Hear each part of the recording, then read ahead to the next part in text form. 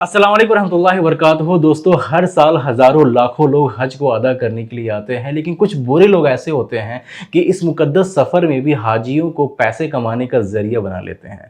आज की इस वीडियो में मैं आपको बताऊंगा कि हज के दरमियान में आपके साथ क्या फ्रॉड हो सकता है, क्या स्कैम हो सकता है, उससे किस तरीके से आप बच सकते हैं और ऐसे क्या प्रिकॉशंस हैं जो कि आपको पूरे हज के दरमियान में लेना बहुत ज़रूरी है। इस वीडियो को मुकम्मल ज़रूर देखिएगा और इस वीडियो को दूसरों तक भी ज़रूर शेयर कीजिएगा, जिससे ये वीडियो जो है दूसरों की रहनुमाई का सबब बन सके। अगर आप मेरे चैनल पे पहली बार विजिट किए हैं तो मेरे चैनल को सब्सक्राइब ज़रूर करें आप। मेरा नाम है आफ्ताब। दोस्तों, जो सबसे पहला स्कैम आपके साथ हो सकता है वो है सिम कार्ड स्कैम। जैसे ही आप सऊदी अरेबिया में लैंड करते हैं, चाहे वो जद्दा हो या फिर मदीना अल मुनव्वरा, सबसे पहली रिक्वायरमेंट आपकी होती है सिम कार्ड लेने की। यहाँ पे ढेर सारे कुछ लोग ऐसे होते हैं जो कि SIM card free of cost provide कर रहे होते हैं, उनसे आप सिम कार्ड ले सकते हैं, सिम कार्ड लेने में कोई प्रॉब्लम नहीं है। लेकिन यहाँ पे आपके साथ फ्रॉड हो सकता है। वो फ्रॉड मैं आपको बताता हूँ, उसके पहले आप एक चीज़ ये जान लें कि आप अगर हज वीज़ा पे हैं या फिर उम्रा वीज़ा पे हैं, आप अपने नेम पे, अपने वीज़ा पे, अपने फिंगरप्रिंट पे सिर्फ और सिर्फ 2 सिम कार्ड ही आप ले सकते हैं। इंडिया में हम अपने आधार कार्ड पे बहुत ढेर सारे सिम ले सकते हैं,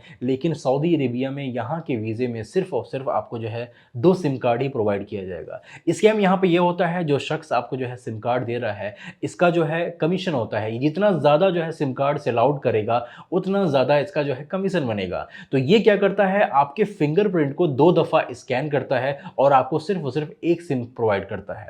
यानी कि इसकी कैटेगरी में 2 सिम कार्ड चलेंगे कि इसने 2 सिम कार्ड जो है सेल आउट किया है, 2 सिम कार्ड बेचा है और आपके पास सिम कार्ड आया 1।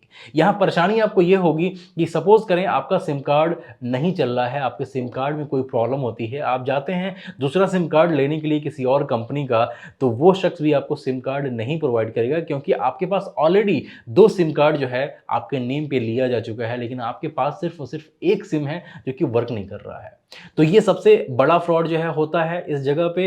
इस चीज़ से आप बचने के लिए क्या कर सकते हैं, अगर सपोज़ करें आप एक फैमिली के तौर पे आते हैं, हस्बैंड और वाइफ, सिर्फ हस्बैंड को बोलें कि जा करके उस शख्स से बात करें और बोले कि हमें एक फिंगरप्रिंट पे हमें 2 सिम कार्ड चाहिए। आप जो है अपनी वाइफ का फिंगरप्रिंट एक तरीके से बचा करके रखिए कि अगर खुदा न खास्ता कहीं हमें और ज़रूरत पड़ती है तो उनका फिंगरप्रिंट जो है हम स्कैन करके सिम ले सकते हैं। तो आप उस शख्स से आपको यही बोलना है कि मुझे मेरे ही फिंगरप्रिंट पे 2 सिम कार्ड चाहिए। इस तरीके से आपको जो है अपने नाम पे 2 सिम कार्ड मिल जाएगा। 1 सिम कार्ड जो है आप अपनी फैमिली को दे दीजिए, 1 सिम कार्ड जो है आप खुद इस्तेमाल कीजिए। दोस्तों, जो दूसरा स्कैम आपके साथ हो सकता है, ये कुर्बानी को लेके हो सकता है। बकरा स्कैम इसको आप कह सकते हैं। जैसे आप अज़ीज़िया में आएँगे, कुछ बाहरी लोग जो है आपसे कॉन्टैक्ट करना चाहेंगे, आपसे बात करेंगे और ये बताएँगे कि हाजी साहब हम जो है कुर्बानी कराते हैं, बहुत ही सही रेट में आपकी जो है कुर्बानी हो जाएगी। वो ये भी कहेंगे कि अगर आप चाहें तो आप खुद हम आपको जो है लोकेशन प्रोवाइड कर देंगे, आप इस जगह पे आकर के कुर्बानी कर सकते हैं। यहाँ पे जो है आपके साथ स्कैम होता है, वो शख्स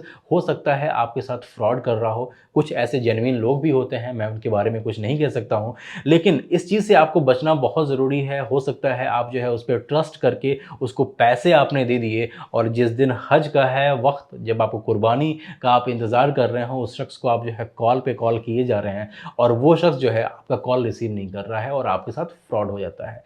इसकी वजह से आपका हज जो है वो भी मुश्किल में आ जाएगा। तो भाई, अगर आपने हज कमेटी ऑफ इंडिया को पैसे जमा कर दिए हैं तो इसमें आप सुकून के साथ रहें, क्योंकि आपकी कुर्बानी इंशाअल्लाह जो है वो हो जाएगी, क्योंकि वो जेन्युइन ऑर्गेनाइजेशन होती है जो कुर्बानी को अंजाम देती है।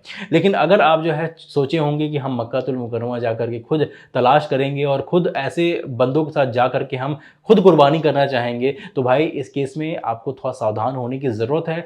ऐसे लोगों को ही तलाश करें आप, जो कि जेन्युइन हो, जो कि आपको कुर्बानी सही तरीके से करा दें। यहाँ पे फ्रॉड से बचने की सख्त ज़रूरत है। हो सकता है ये मक्का के हरम शरीफ या फिर मदीना अल मुनव्वरा के हरम शरीफ में भी हो सकता है। देखिए, बुरे लोग जो है वो हर जगह होते हैं और बुरे लोग ये नहीं देखते हैं कि हम किस जगह पे खड़े हैं और हम क्या गलत काम कर रहे हैं। यहाँ पे कुछ इस तरह के लोग होते हैं जो कि अपनी बेबसी का इज़हार करते हैं कि भाई हाजी साहब हम जो है बहुत परेशान हैं। इवन वो ये भी कह सकते हैं कि हम हज पे आए हुए हैं और हमारे पैसे गुम हो गए, हमारा वॉलेट गुम हो गया, हमारा जो है पासपोर्ट गुम हो गया, हमारे पास खाने के लिए पैसे नहीं हैं। वो कुछ भी कह सकते हैं, कोई भी बहाना कर सकते हैं। वो इवन एक अकेला इंसान भी हो सकता है, अपनी फैमिली को लेकर के भी आ सकता है, हाथ में बच्चे लेकर के भी आ सकता है। तो ऐसे लोगों से आपको सावधान होने की ज़रूरत है भाई। देखें, हाजी लोग सोचते हैं कि भाई हमें पता है कि हम अपने पैसे दे रहे हैं, हम अपने सदक़े के तौर पे जो है हमने पैसे दे दिए।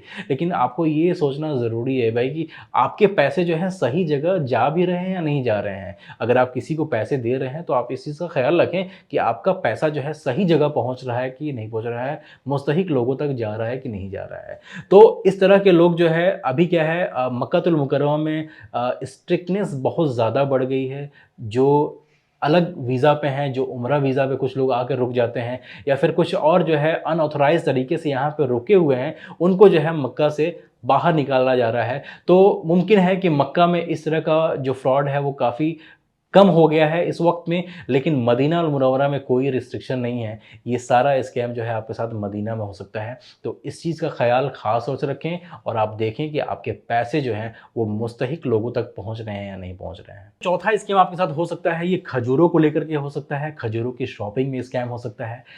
भाई सबकी कोशिश ये होती है कि हम ज़्यादा से ज़्यादा खजूरें लेकर के मदीना अल मुनव्वरा से अपने मुल्क को जाएँ और वहाँ पे ज़ाहिर-सी बात है हमें लोगों में तक़सीम करने होते हैं। आप खजूरों को लेने के लिए जाते हैं तो वहाँ पे आपके साथ कुछ स्कैम हो सकते हैं। मैं ये बात सबके लिए नहीं कह सकता हूँ क्योंकि काफ़ी लोग जो है जेन्युइन तरीके से खजूरें बेच रहे होंगे, लेकिन जो गलत काम करते हैं और क्या एहतियात आपको करना चाहिए इसके बारे में मैं आपको बताना चाहता हूँ। लोग करते क्या हैं कि मिक्स क्वालिटी की खजूरें जो हैं बेचते हैं ज़्यादा प्राइस पे। वो क्या करेंगे कि पुरानी खजूरें और नए साल की खजूरें वो मिक्स करके बेच सकते हैं। छोटी साइज़ की खजूरों को बड़े साइज़ की खजूरों में मिक्स करके बड़े खजूरों के दाम लगा करके उसको बेच सकते हैं।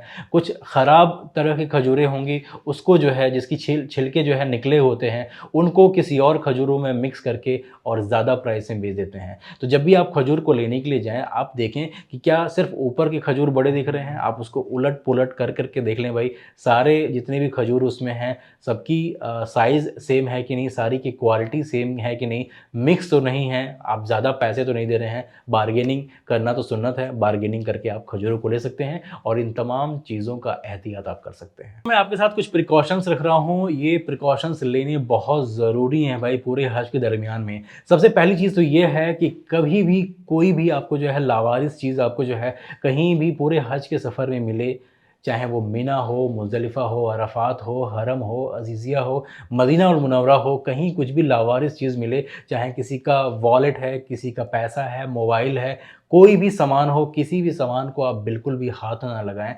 हमारे लोग क्या होते हैं, वो नेकी करने के चक्कर में ज़्यादा फँस जाते हैं। हम सोचते हैं कि भाई वो सामने वाले का सामान गिरा हुआ है, हम उठा कर के उसको दे देते हैं। हमने देखा है उसी का सामान गिरा हुआ है। आप बहुत हो तो उस बंदे को जा कर के बता दीजिए कि भाई आपका सामान वहाँ पे गिरा हुआ है, लेकिन आप जो है सामान को हाथ तक ही ना लगाइए। हो सकता है आप जिस वक़्त में उस सामान को उठा रहे हों, उसी वक़्त में यहाँ पे कोई पुलिस वाला जो है आपके पास आ जाए और लैंग्वेज की बैरियर की वजह से आप उसको समझा भी ना पाएँ कि आप जो है सामान उठा कर के दूसरे वाले बंदे को दे रहे थे और अब वो जो है खुद समझ ले कि आप जो है चोरी कर रहे हैं। ऐसा इंसिडेंट पास्ट में हो चुका है जिसकी वजह से मैं आपको आगाह कर रहा हूँ कि कभी किसी का कोई भी सामान हो, आप बिल्कुल भी हाथ ना लगाएं। इस चीज़ से बचने की सख्त ज़रूरत है। जो दूसरा चीज़ है वो ये है कि कभी भी आप जो है यूं ही कोई भी रोड क्रॉस ना करें।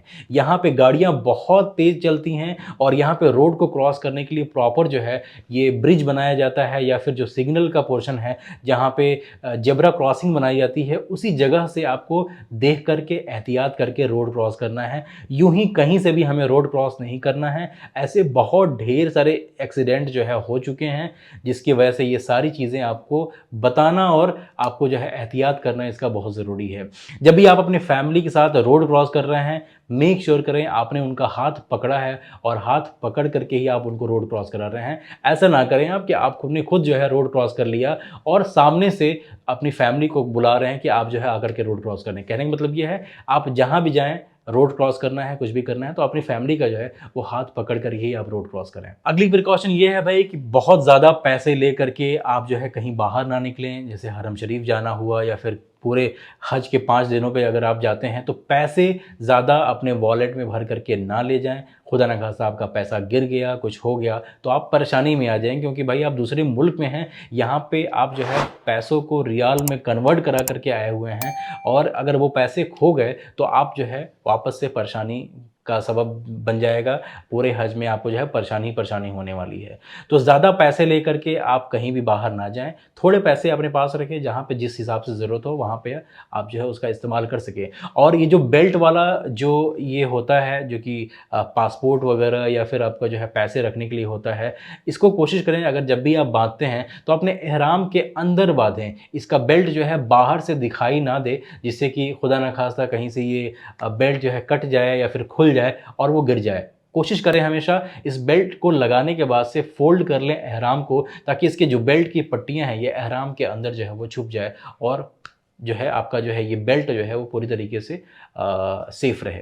अगला स्कैम और फ्रॉड उन लोगों के साथ हो सकता है जो कि खिदमत करना चाहते हैं। भाई पूरे इंडिया में ऐसे ढेर सारे ऑर्गेनाइजेशंस जो है, फेक ऑर्गेनाइजेशन जो है फैले हुए हैं, जो कि आपको लालच दे रहे हैं कि भाई आप आ करके हज खिदमत करें, हम आपका हज का वीज़ा या फिर जो भी खिदमत का वीज़ा जो है वो लगा देंगे, आपको इतने पैसे देंगे, इतना इतना अमाउंट देंगे, इतना जो फ्लाइट का टिकट वगैरह जो कुछ भी देंगे।